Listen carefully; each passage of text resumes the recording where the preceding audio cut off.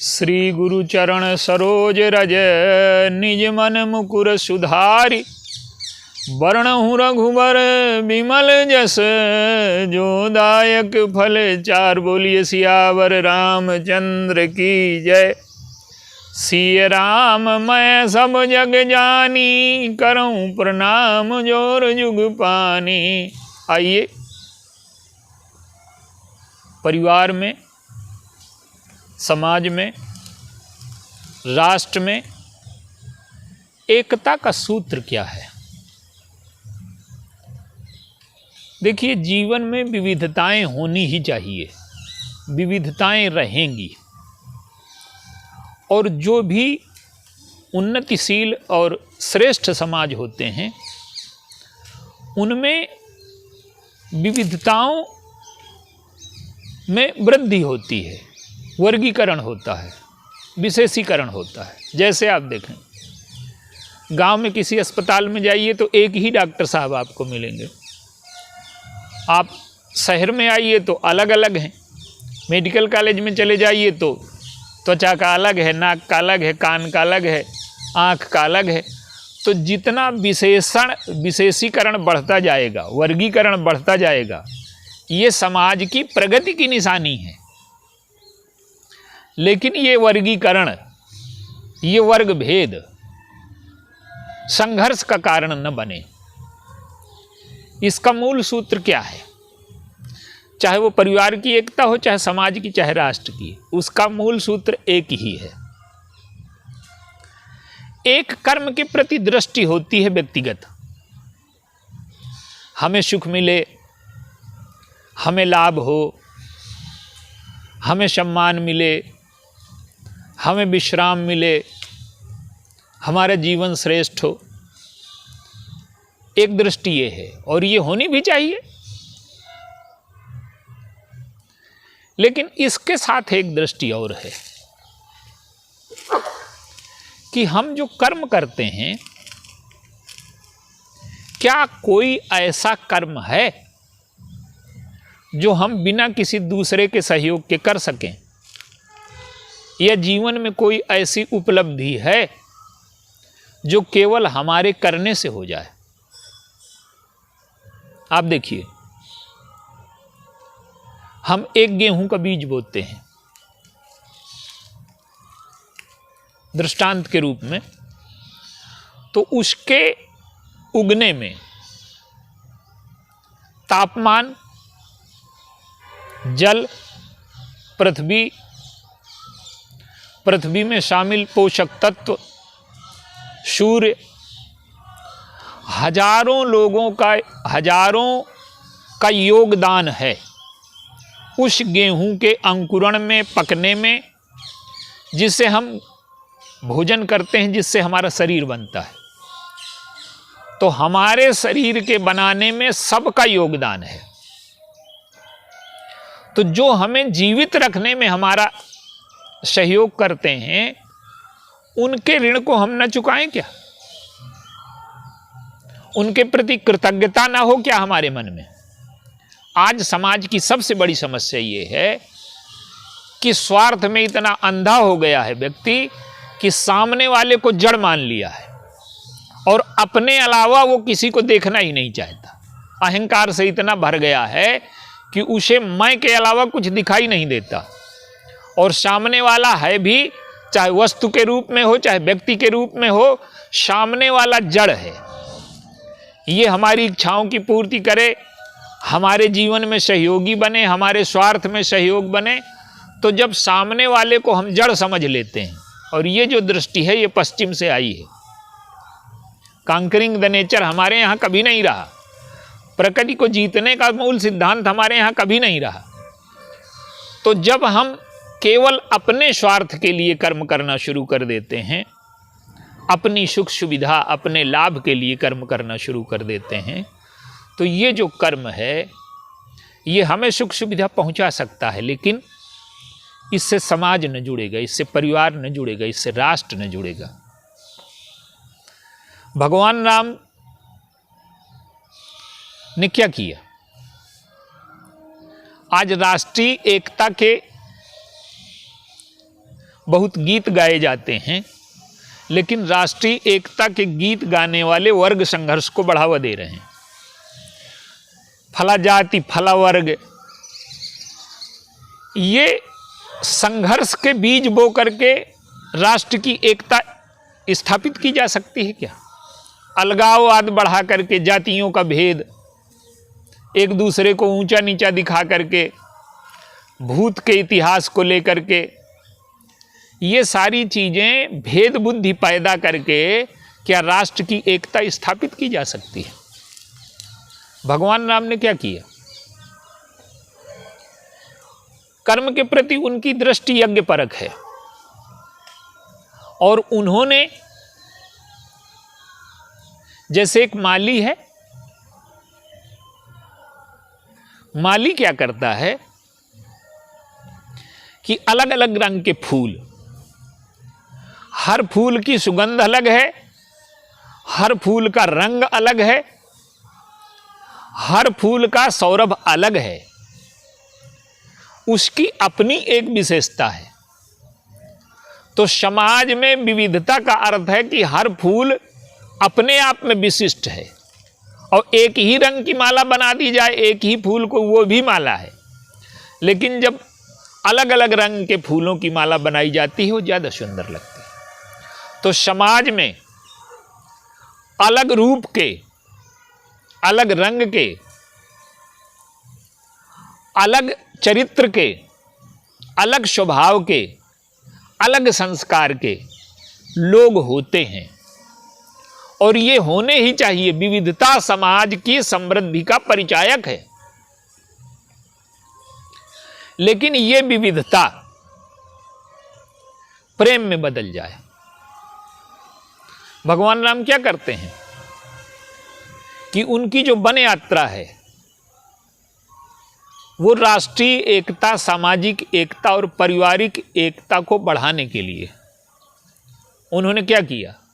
नगरवासी, ग्रामवासी, वनवासी, पशु, पक्षी, निशाचर, इन सबको एकता के सूत्र में बांधा। तो एकता के सूत्र में कैसे बांधे? सबका एक जैसा कर्म नहीं हो सकता, कर्म सबके अलग अलग होंगे, सबके धर्म का रूप अलग अलग होगा, लेकिन में इनमें एकता का सूत्र है प्रेम। इनमें एकता का सूत्र है कि प्रत्येक व्यक्ति को प्रसन्नता मिले, प्रत्येक व्यक्ति के जीवन से दुख दूर हो जाए, प्रत्येक व्यक्ति मानसिक रूप से, शारीरिक रूप से, सामाजिक रूप से स्वस्थ हो। शारीरिक और मानसिक रूप से स्वस्थ है और समाज से कटा है तो वो भी अस्वस्थ है।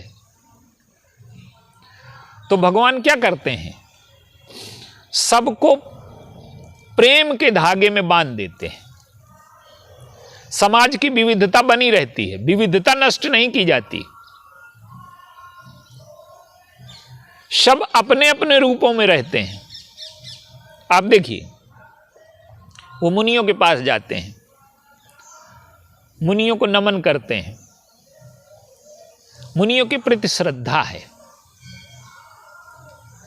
लेकिन कोल की रात,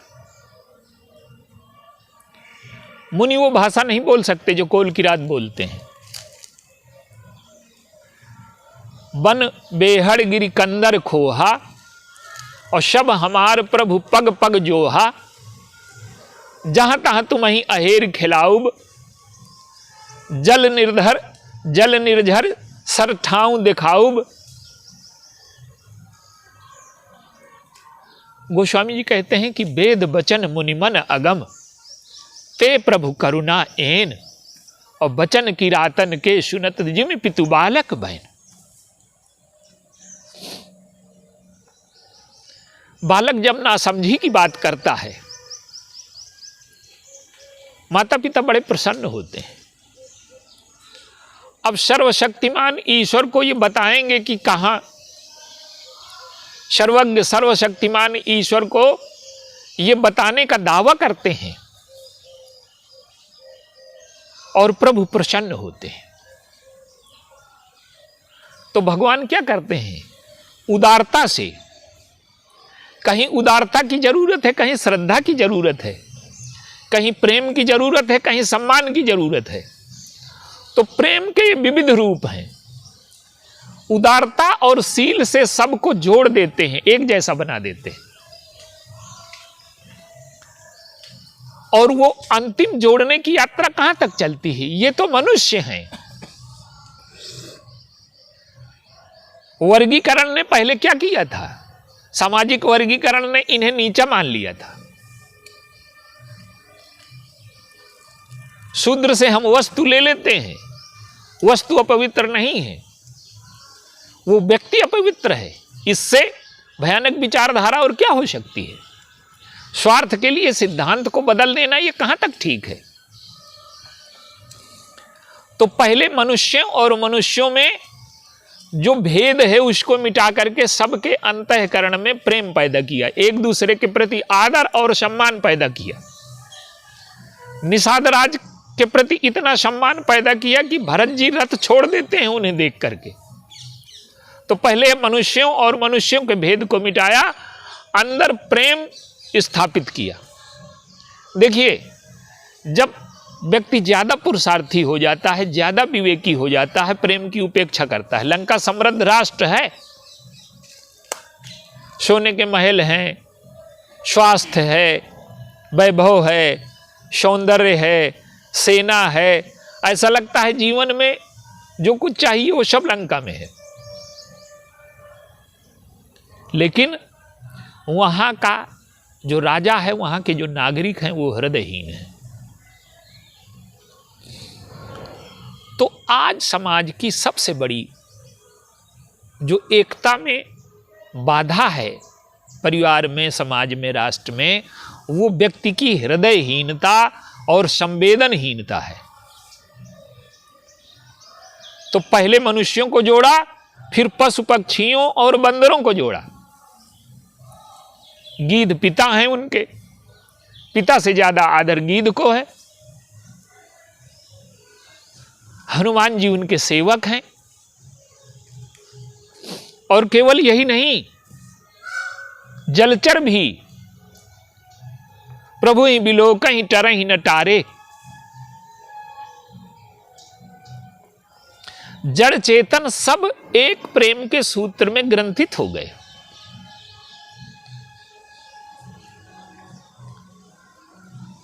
तो विविधताएं समाज में बनी रहें, पर आदर और शील और प्रेम, ये अगर हमारे अंतःकरण में है, घर में विविधता नहीं होती क्या? हमारे पत्नी का कर्तव्य अलग है, माँ का कर्तव्य अलग है, बहन का कर्तव्य अलग है, पिता का कर्तव्य अलग है, भाई का कर्तव्य अलग है, पुत्र का कर्तव्य अलग है। धर्म सबके अलग अलग हैं। धर्म का अर्थ है कर्तव्य, जो हमें करना है।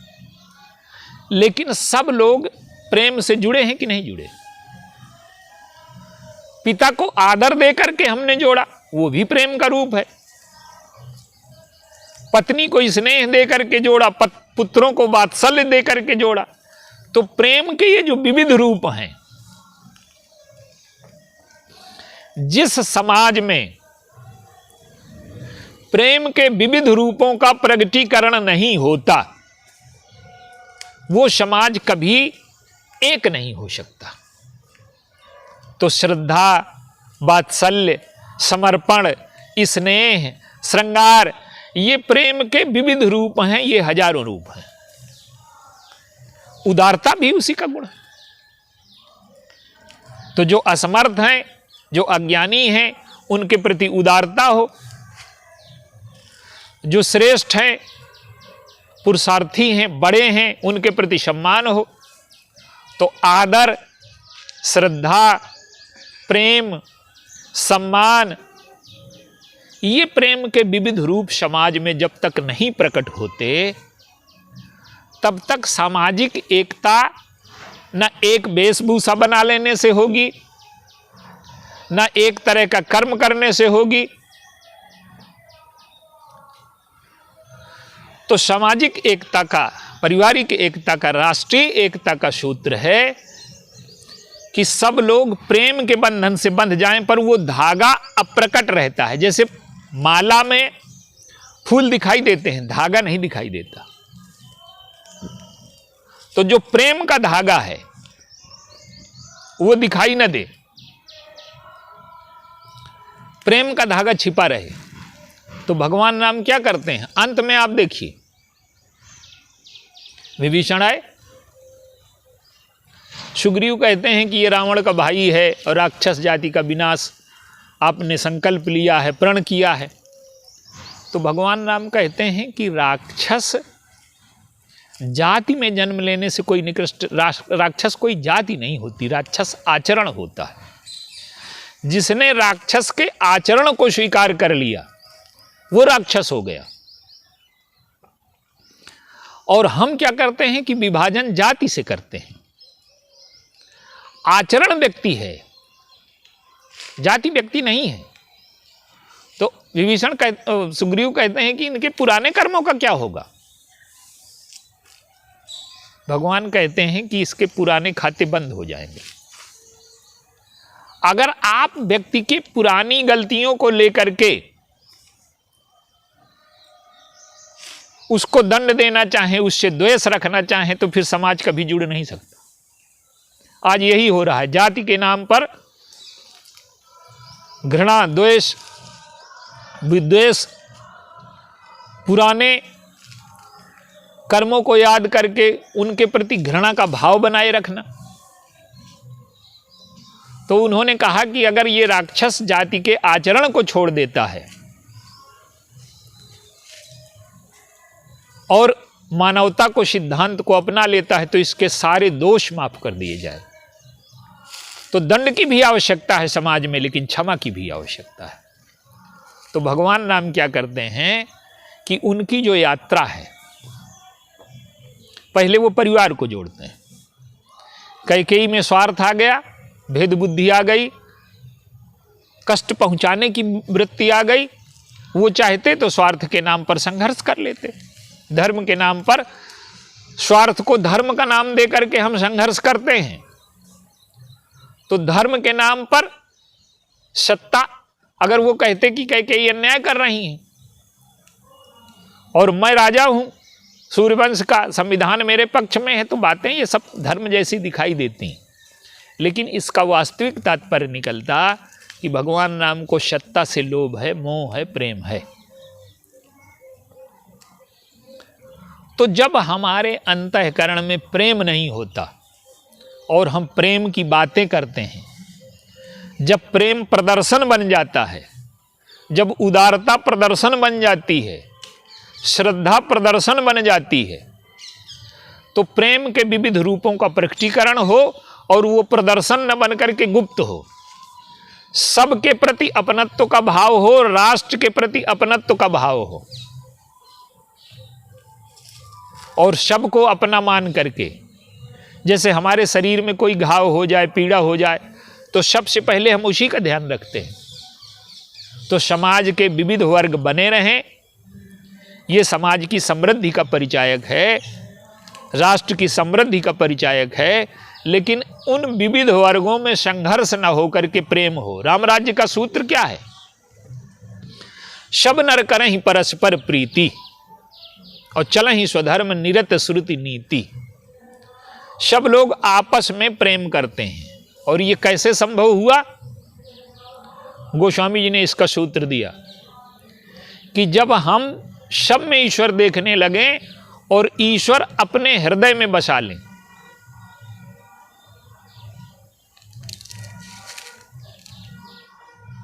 रामराज्य का सूत्र ही यही है। निज प्रभु मैं देखहि जगत के ही सन करहि विरोध। उमा जे राम चरण रत और विगत काम मद क्रोध। और निज प्रभु मैं देखहि जगत के ही सन करहि विरोध।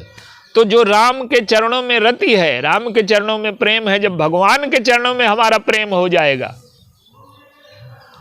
और विगत काम मद क्रोध, काम मद और क्रोध से हम विगत हो जाएंगे, तब निज प्रभु मैं देखहि जगत। तो अगर ये सूत्र हमारे जीवन में उतरता है कि सब में हमें ईश्वर दिखाई दे, काम मद क्रोध से हम दूर हो जाएं, फिर सब में ईश्वर दिखाई देने लगे, यही परिवार, समाज और राष्ट्र की एकता का मूल सूत्र है। प्रेम के विविध रूपों का प्रकटीकरण, और प्रेम इस स्तर तक पहुंच जाए कि वो ईश्वरीय प्रेम में बदल जाए, काम मद क्रोध समाप्त हो जाए, ये राष्ट्र की एकता का मूल बिंदु है। बोलिए सियावर रामचंद्र।